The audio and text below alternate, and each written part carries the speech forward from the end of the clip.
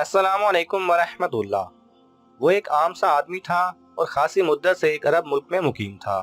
उसके बीवी बच्चे उसके पास थे। महदूद आमदनी के बावजूद वो अपनी जिंदगी से खासा मुतमईन था। उसका घर, उसकी मोहब्बत करने वाली बीवी और बच्चे थे।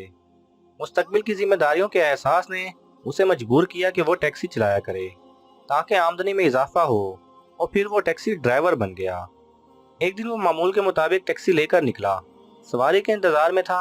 मगरिब का वक्त हुआ जाता था कि बुर्का में मलबूस एक औरत ने टैक्सी को इशारा किया। उसने टैक्सी रोक ली। औरत ने कहा कि फौरी तौर पर अस्पताल के इमरजेंसी वार्ड में ले चलो, मैं जचगी की हालत में हूँ। उसने टैक्सी दौड़ाई और फौरी तौर पर अस्पताल पहुंच गया। औरत ने कहा कि थोड़ी देर इंतजार करो। नर्सें उसको लेबर वार्ड में ले गईं। इधर अस्पताल के एक मुलाजिम ने ड्राइवर से पूछा कि उसका एड्रेस और फोन नंबर क्या है। उसने उसको मामूल का मामला समझा क्योंकि वो मरीजा को लेकर आया था। चुनांचे वो अपना फोन नंबर देकर चला गया। रात के वक्त उसे अस्पताल से फोन आया कि तुम्हारे यहाँ बेटा हुआ है, लिहाजा फौरी तौर पर अस्पताल आ जाओ। उसने जवाब दिया कि तुम्हें गलत फहमी हुई है, मेरी एक ही बीवी है जो घर में है। अस्पताल के मुलाजिम ने कहा कि कोई बात नहीं, तुम एक मर्तबा आओ तो सही, तुम्हारा आना निहायत जरूरी है। थोड़ी देर बाद टैक्सी ड्राइवर अस्पताल गया और स्टाफ से झगड़ा शुरू कर दिया कि तुम लोगों ने मुझ पर निहायत ही घटिया इल्जाम लगाया है। अल्लाह का शुक्र है कि मेरी बीवी को पता नहीं चला, वरना घर में क़यामत बर्पा हो जाती कि मैंने एक और शादी कर रखी है। मेरे बीवी बच्चे क्या सोचेंगे। मुलाजमीन ने कहा कि हमारा इसमें कोई कसूर नहीं। जिस औरत को तुम टैक्सी लेकर आए थे, उससे जब पूछा गया कि तुम्हारा खामंद कौन है, तो उसने तुम्हारा नाम लिया। बच्चे की पैदाइश के बाद उस औरत ने यही कहा कि उस बच्चे का बाप टैक्सी ड्राइवर है और वही मुझे अस्पताल छोड़कर गया है। नौजवान कहने लगा कि मैं अल्लाह की पनाह मांगता हूँ, ये बिल्कुल बहतान है। ये तो घर बैठे मुसीबत मेरे गले आ पड़ी है। किसी ने बिल्कुल दुरुस्त कहा कि मुसीबतें उस हाल में तुम्हारे पास आएंगी कि तुम इत्मीनान से सो रहे होगे। बहरहाल उसकी अस्पताल के अमले के साथ बहस जारी थी कि अचानक उसको ख्याल आया कि अगर तुम्हें मेरी सच्चाई पर यकीन नहीं तो ऐसा करो कि नौमौलूद और मेरे खून का टेस्ट ले लो, तुम्हें पता चल जाएगा। डॉक्टरों के लिए इस मामले की तस्दीक जरूरी थी, लिहाजा उन्होंने इस तजवीज़ से इत्तफाक किया और उसके खून का नमूना ले लिया। अब वो टैक्सी ड्राइवर मुसलसल दुआएं करता रहा कि इलाही इस आजमाइश की घड़ी में मेरी मदद फरमाना। थोड़ी देर के बाद अस्पताल के अमले का डॉक्टर नतीजा लेकर आया और कहने लगा, नौजवान, हम माजूद खा हैं, खामखा तुम्हारा वक्त ज़ाया किया है। आपके खून की तहकीक से ये बात सामने आई है कि वाकई ये आपका बच्चा नहीं है, और ये भी मालूम हुआ है कि आप बाप बनने के काबिल ही नहीं, क्योंकि आप मुकम्मल तौर पर बांझ हैं। अब हैरान और परेशान होने की बारी उस नौजवान की थी। ये खबर उस पर बिजली बनकर गिरी थी। वो बोला, तुम्हारी ये बात तो पहली बात से भी ज्यादा सख्त है। मैं कई सालों से शादीशुदा हूँ और मेरे 6 बच्चे हैं, और तुम मुझे बांझ होने का सर्टिफिकेट दे रहे हो। यकीनन तुम्हारी लेबॉर्ट्री की रिपोर्ट बेकार है।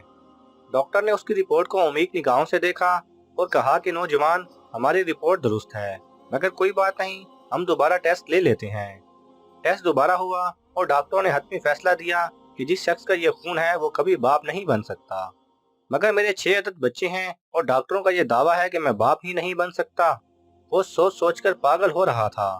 फिर वो हकायक की दुनिया में आया, गौर फिक्र किया, जांच पड़ताल शुरू की, घर के माहौल पर गौर किया, तो इस नतीजे पर पाया कि उसकी बीवी यकीनन खाइन है। मगर ये डाका डालने वाला कौन है?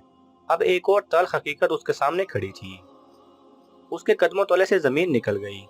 उसका हकीकी भाई उससे उम्र में छोटा था, जिसको वो औलाद के बराबर जगह देता था। वो उसके घर में शुरू से मुकीम था। उसने मौके से नाजायज फायदा उठाया और अपनी भाभी के साथ, हाँ, उसकी बीवी के साथ कई सालों से नाजायज ताल्लुकात कायम कर रखे थे, और फिर शदीद दबाव के बाद उसकी बीवी और भाई ने इन नाजायज ताल्लुकात का एतराफ कर लिया। अल्लाह सुब्हानहू व तआला फरमाते हैं, जुल्म करने वालों के करतूतों से अल्लाह ताला को गाफिल ना समझो, वो तो उन्हें उस दिन तक मोहलत दिए हुए हैं जिस दिन आंखें फटी की फटी रह जाएंगी। नाज़रीन, इस जुर्म के हकीकी मुजरिम तो वो दोनों थे, मगर ये शोहर भी उसमें बराबर का हिस्सादार था, जिसने नबी करीम सल्लल्लाहु अलैहि वसल्लम के फरमाने ज़ीशान पर कोई तवज्जो ना दी थी। इरशाद नबी सल्लल्लाहु अलैहि वसल्लम है, तुम लोग तन्हाई में औरतों के पास जाने से बचो। एक आदमी ने दरियाफ्त किया, ए अल्लाह के रसूल, देवर के बारे में आप क्या फरमाते हैं?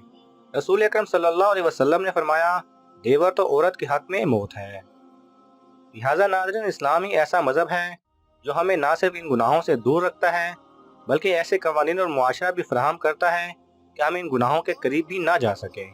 اللہ تعالیٰ سے دعا ہے کہ ہم سب کو عمل کرنے کی توفیق عطا فرمائے۔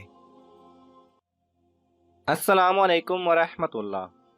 حضور اکرم صلی اللہ علیہ وسلم شب معراج میں بیت المقدس کی طرف جاتے ہوئے مصر کے قریب ایک مقام سے گزرے تو انہیں نہایت ہی اعلیٰ اور زبردست خوشبو آنے لگی۔ آپ صلی اللہ علیہ وسلم نے حضرت جبرائیل علیہ السلام سے پوچھا کہ یہ خوشبو کیسی ہے؟ جواب ملا کہ فرعون کی بیٹی کی باندی مشاطہ اور اس کی اولاد کی قبر سے آ رہی ہے۔ پھر حضرت جبرائیل علیہ السلام نے اس کا قصہ بیان کیا کہ مشاطہ فرعون کی بیٹی کی خادمہ تھی اور وہ خفیہ طور پر اسلام لا چکی تھی۔ ایک دن فرعون کی لڑکی کو کنگھی کرتے ہوئے اس کے ہاتھ سے اتفاقاً کنگھی گر پڑی۔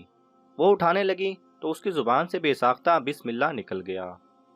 اس پر شہزادی نے کہا کہ تو نے آج عجیب کلمہ بولا، رب تو میرے باپ فرعون ہی ہیں، تو پھر تم نے یہ کس کا نام لیا؟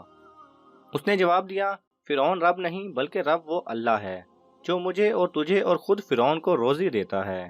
شہزادی نے کہا، اچھا تو میرے باپ کے سوا کسی اور کو اپنا رب مانتی ہے؟ اس نے جواب دیا، ہاں ہاں، میرا، تیرا اور تیرے باپ کا سب کا رب اللہ تعالی ہے۔ شہزادی نے اپنے باپ سے کہلوایا۔ وہ سخت غضبناک ہوا اور اسی وقت اسے برسر دربار بلوا بھیجا اور کہا، کیا تو میرے سوا کسی اور کو اپنا رب مانتی ہے؟ مشاطہ نے کہا کہ میرا اور تیرا رب اللہ تعالی ہی ہے جو بلند اور بزرگی والا ہے۔ فرعون نے اسی وقت حکم دیا کہ تانبے کی جو گائیں بنی ہوئی ہے اس کو خوب تپایا جائے اور جب بالکل آگ جیسی ہو جائے تو اس کے بچوں کو ایک ایک کر کے اس میں ڈال دیا جائے، آخر میں خود اسے بھی اسی میں ڈال دیا جائے۔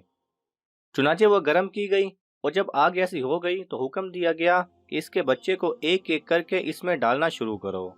اس نے کہا، بادشاہ ایک درخواست میری منظور کر لے، وہ یہ کہ میری اور میرے ان بچوں کی ہڈیاں ایک ہی جگہ ڈال دینا۔ فرعون نے کہا، اچھا تیرے کچھ حقوق ہمارے ذمہ ہیں اس لیے یہ منظور ہے۔ اس کی دونوں بچیاں اس کی آنکھوں کے سامنے اس میں ڈال دیے گئے اور وہ فوراً جل کر راکھ ہو گئے۔ پھر سب سے چھوٹے کی باری آئی جو ماں کی چھاتی سے لگا ہوا دودھ پی رہا تھا۔ فرعون کے سپاہیوں نے اسے گھسیٹا تو اس نیک بندی کی آنکھوں تلے اندھیرا چھا گیا۔ اللہ تعالیٰ نے اس بچے کو اسی وقت زبان دے دی اور اس نے بآواز بلند کہا، اماں جان افسوس نہ کر، اماں جان ذرا بھی پسو پیش نہ کرو، حق پر جان دینا ہی سب سے بڑی نیکی ہے۔ چنانچہ انہیں صبر آ گیا، اس بچے کو بھی آگ میں ڈال دیا گیا اور آخر میں ان کی ماں کو بھی اسی آگ میں جلا کر شہید کر دیا گیا، اور یہ خوشبو کی مہکیں اسی کے جنتی محل سے آ رہی ہیں۔ سبحان اللہ۔